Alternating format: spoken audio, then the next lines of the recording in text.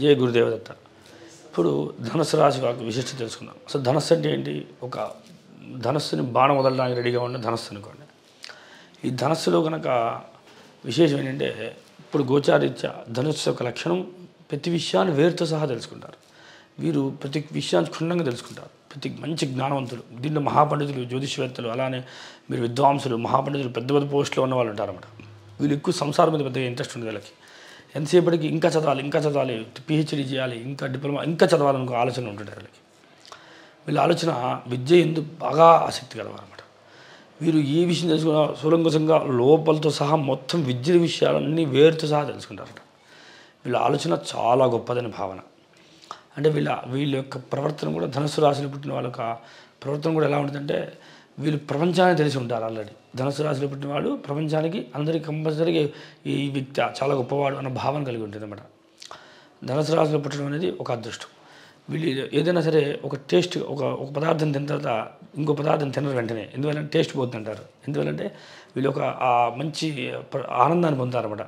ఏది తిన్నా దాంట్లో మంచి ఆనందాన్ని పొందుతుంటారట. వీళ్ళు వంట కూడా చాలా అద్భుతంగా చేస్తారు. వీళ్ళ మంచి వంట ఎంతో ఆసక్తి ఎక్కువ ఉంటుందన్నమాట. కానీ వీళ్ళు సంసారం పట్ల మాత్రం పెద్దగా అయిష్టత కలిగి ఉంటారు. అంటే మనం అనుకుంటాము, చాలామంది గమనించండి, ధనుసు రాశిలో పుట్టిన వాళ్ళు కానీ, ధను లగ్నంలో పుట్టిన వాళ్ళు కానీ సంసార జీవితంలో పెద్దగా సుఖపడిన వాళ్ళు చాలా తక్కువ మంది ఉంటారు అన్నమాట. ఎందువల్లంటే వీరికి విద్య ఎందున్న ఆసక్తి భార్య ఎందు ఉండదు. తద్వారా అనేక సమస్యలు కూడా భార్యను వదిలేసి వెళ్ళిపోవడము, లేదంటే ఇతను వేరే చోటు ఉండడము, లేదా విద్యాభ్యాసం కోసం చాలా దూరం పోవడము అని ఆలోచనలు కలుగుతూ ఉంటాయి.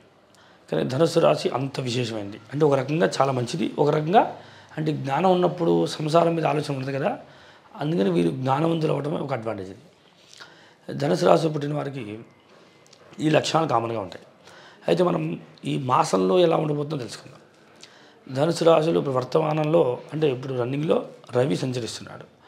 అలానే రేపు రవి మకరంలోకి వెళ్ళిపోతాడు. వెళ్ళిన దగ్గర నుండి వీళ్ళకి స్థితి తల్లిదండ్రులతో సమస్య రావడం, ఎప్పుడు ఉండి మకర సంక్రమణ తర్వాత నుండి ఇలా జరుగుతుంటుంది. అయితే తండ్రితో విభేదాలు రావడం, తండ్రి పట్ల కొంత అనురాగం లేకపోవడం జరుగుతున్న అవకాశాలు ఉంటాయి అన్నమాట. కానీ ఒక రకంగా చెప్పాలంటే తండ్రి భాగ్యం, తండ్రి యొక్క సంపద వీళ్ళు తింటుంటారు, కానీ తండ్రితో అంత సఖ్యత లేకపోవడం అవకాశాలు ఉంటాయి. తండ్రి సంపద సమృద్ధిగా లభిస్తుంది వీళ్ళకి. తర్వాత తండ్రి నుండి ఆదరణ బాగుంటుంది, కానీ వీరే తండ్రిని అంతగా ప్రేమగా చూడలేకపోవడానికి కూడా అవకాశాలు ఉంటాయి. తండ్రి దూరంగా ఉండవచ్చు, వీళ్ళ దగ్గర నుండి తండ్రి ఎక్కడో ఉండవచ్చు, కానీ తండ్రి మాత్రం వీళ్ళ యోగక్షేమాలు ఎప్పుడు కోరుకుంటూ ఉంటాడు. అయితే రేపు బుధుడు కూడా సంచరించవచ్చు అటువైపు కనుక, బుధ ప్రభావం మంచిదే కనుక, బుధుడు కుటుంబం పట్ల అభివృద్ధిని ఇస్తాడు కనుక అది యోగాదాయకంగా ఉంటుంది. శని అక్కడే ఉంటాడు, ఇక్కడ తృతీయ స్థితిలోనే ఉంటాడు. శని తృతీయ స్థితిలో ఉండడం వల్ల సోదరులు, అక్క చెల్లెళ్ళు వీళ్ళందరి ద్వారా కూడా సఖ్యత బాగుంటుంది, వాళ్ళు అనుకూలిస్తారు, వాళ్ళ ఆదాయం, జీవన ప్రయాణం బాగుంటుంది. ఇక్కడ విచిత్రం ఏంటంటే చతుర్థంలో రాహు సంచరిస్తాడు. అంటే సంవత్సరం పాటు ఉంటాడు, మన భావన మాత్రం ఒక మాసం కింద పడుకొని తీసుకోవాలి. కనుక మీనంలో రాహు సంచరించే సమయంలో మనం గ్రహించాల్సిన విషయం ఏంటంటే, రాహు టెక్నిక్గా వాడుకుంటాడు మనుషుల్ని. ఇక్కడ మోక్షదాయకుడు మీనము. ఈ మోక్షానికి ఈ రాహు కనెక్షన్ అయినప్పుడు ఏమవుతుందంటే, మోక్షం కూడా ఎలా సంపాదించవచ్చు అని కొత్త దాని ప్రణాళికలు తయారు చేస్తుంటారు వీళ్ళు. అంటే వీళ్ళు ఎంత గత జన్మలో వృత్తాంతాలు కనబడుతుంటాయి. కొంతమందికి ధనుసు రాశిలో పుట్టిన వారికి పితృదేవత కనబడుతూ ఉంటారు, పూర్వజన్మ జరిగిన వృత్తాంతం కనబడుతుంటుంది. అంటే ఆకాశంలో జరిగే విషయాలను వీళ్ళకి ముందుగానే తెలుస్తుంటాయి. అలాంటి గొప్ప గొప్ప వీళ్ళు రహస్యాలు తెలుసుకుంటూ ఉంటారు అన్నమాట. అంటే వీళ్ళకి భవిష్యత్తు తెలియబోతుంది. అంటే ధనుసు రాశిలో పుట్టిన వాళ్ళకి భవిష్యత్తు ముందుగా వీళ్ళకి అవగతం అవుతుంది అన్నమాట. వీళ్ళకి కళ రూపేణ కానీ, ఏదైనా దగ్గరలో ఎవరైనా వస్తువు మాట్లాడడం కానీ అలా వాళ్ళకి కనబడుతూ ఉంటాయని భావన.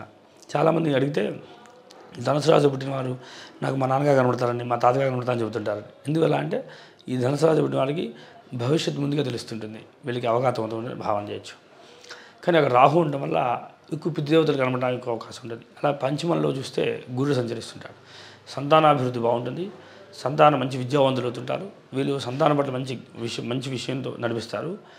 అలానే వీరికి సంతానము పట్ల అనుకూలత ఒకటే కాకుండా వాళ్ళ స్నేహం కూడా బాగుంటుంది అని భావన చేయొచ్చు. ఎందువల్ల అంటే సంతానము ఇక్కడ విశేషం, భార్య ప్లస్ తల్లి, వీళ్ళ కనెక్షన్ కూడా వీళ్ళకి అంత అనుకూలంగా మారుతుంటుంది కనుక బాగుంటుంది. తర్వాత ఈ సమయంలో వీళ్ళకి గృహ సంబంధ విషయాలు ఆలోచిస్తే కనుక నూతన గృహం ఏర్పాటు చేసుకోవచ్చు, వస్తు సామగ్రిని ఏర్పాటు చేసుకోవచ్చు. అలానే వీరికి భూములు వ్యవసాయ రంగంలో ఉన్నట్లయితే బాగా రాణించగలుగుతారు.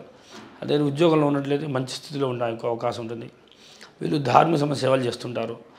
కొంచెం సంకీర్తనలు, భజనలు సంబంధ యజ్ఞయాగాలు ఖర్చులు చేయడము, దేవతా సంబంధ సేవ చేయడము, లేదా వీళ్ళు కొంతమంది ఏం చేస్తారంటే వీళ్ళు సంస్థలు పెడుతుంటారు, తద్వారా అభివృద్ధి చేస్తుంటారు. కనుక ఈ ధనుస్సు రాశి వారికి చాలా అద్భుతంగా ఉంటుంది. కనుక ఈ మాసంలో ధనుసు రాశి బాగున్నా ఈ సంవత్సరం అంతా కూడా చాలా అద్భుతంగా పనిచేస్తుంది. సంతాన విషయం కావచ్చు, పిల్లల చదువు విషయం కావచ్చు, మీరు సంపాదన విషయం కావచ్చు, ఉద్యోగం లైఫ్ కావచ్చు, మీరు ఏం కోరుకున్నా ఈ మాసం మొత్తం మీకు అనుకూలించడం వల్ల, సంవత్సరం కూడా గురుడు అక్కడే సంచరించడం వల్ల మీకు జీవితం చాలా ప్రశాంతంగా వెళ్ళిపోతుంది. జై గురుదేవ దత్త.